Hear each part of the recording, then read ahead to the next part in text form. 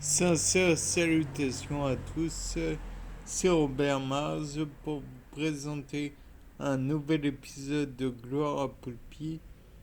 Donc là, dans le cas présent, vous voyez pas beaucoup d'évolution naturellement, mais il n'y a pas besoin qu'il y ait beaucoup d'évolution ou d'ajout du moins dans les plantes pour que celles-ci grandissent et deviennent de plus en plus imposantes.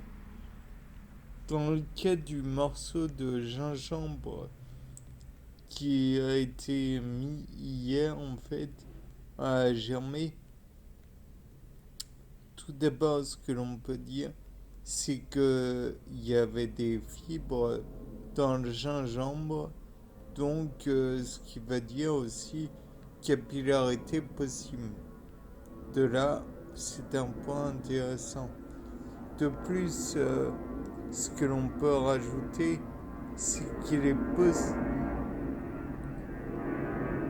un avion. Si ça vous gêne, désolé. Donc, pour que ça germe tout à fait, il faut des yeux de... Il faut que le morceau en question possède des yeux. Bon, les yeux, c'est quoi? C'est des boursouflures globalement que l'on voit sur le morceau de tubercule. Ce ne sont pas que des simples taches, mais carrément des renflements, des boursouflures, et j'en passe. Mais là n'est pas le seul point important. Le gingembre est une chose et les noyaux en sont une autre. Si vous observez bien les noyaux qui sont là, j'espère que je les montre bien, nous pouvons voir qu'il y a comme des petits blanchiments de l'arête du noyau. Peut-être est-ce que c'est la germination qui commence à se produire.